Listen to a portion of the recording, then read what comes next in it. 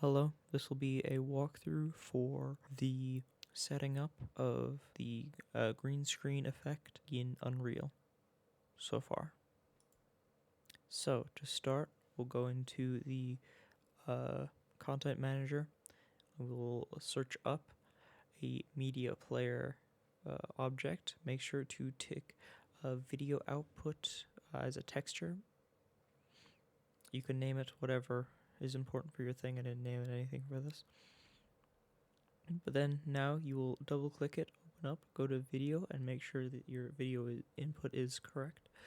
For mine right now, that is Blackmagic Design, and I assume it will probably be the same for most of yours. Here we are just moving, showing that it is picking up the thing. And there I am. I assume I will come to say hi. Lovely. Just adjusting the shot so we have something for contrast. Now, once you have that set up, you can then close out of this. Now then, you'll apply that media player to the texture, and it will show up as an extra texture in your thing. And now you can see it's running in the world,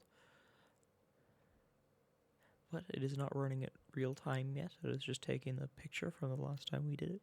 So we're going to create a blank actor.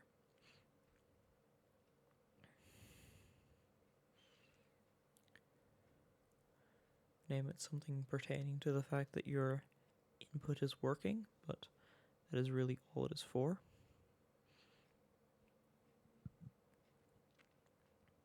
And once you've done that, you'll want to place it in the world. Excuse my extremely poor typing speed. But there we go.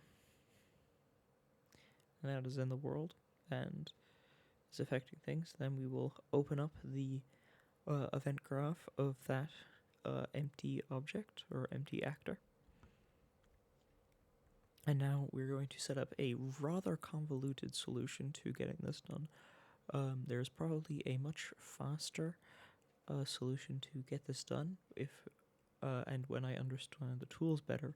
But for now, this is the approach we're going to lead with. So, from our event begin play, we're going to add a enumerate video capture devices, and then we will create a bit mask and plug it into the filter behind there.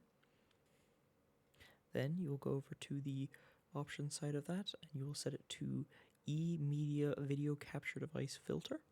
This will give you these options. It is probably best to select them all, since just in case one of the webcam option doesn't work, it just seems to set that up for the best.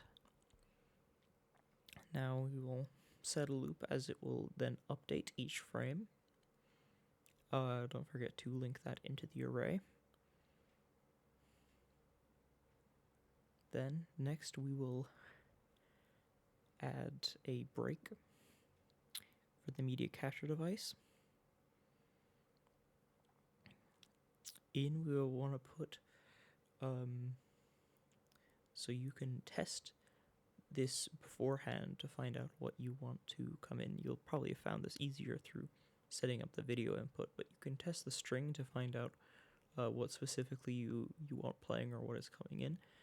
But what we want to do here is set a print equals.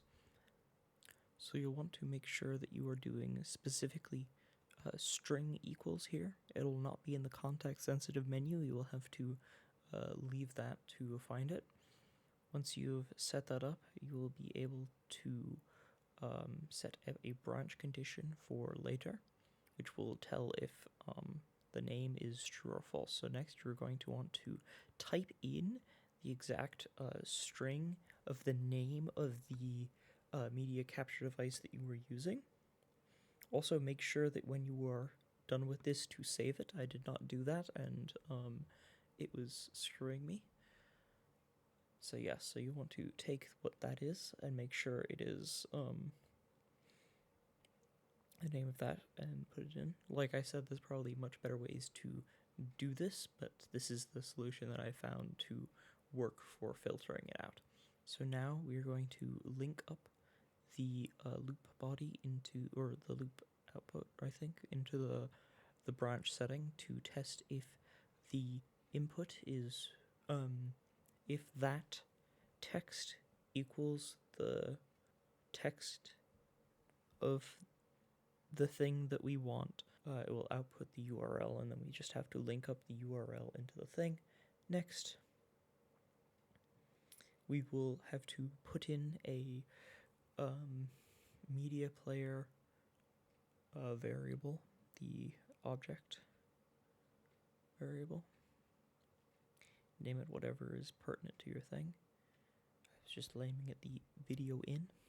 There we go. You do not need to set it as public since we are doing this all in the background. So you will put that in, get the thing, and link that into the target. And now, just make sure to compile it, since the only way to access the section there is to compile it. Then you can just drag in, or you can select it, the media player.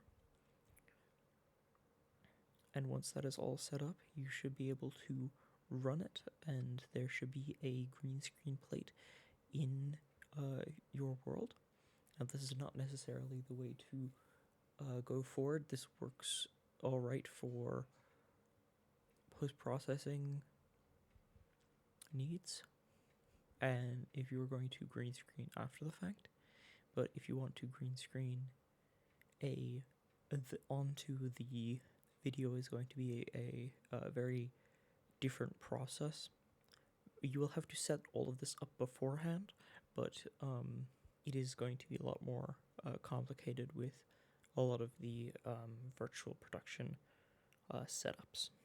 Thank you for watching. This has been your host, Leo Beckett.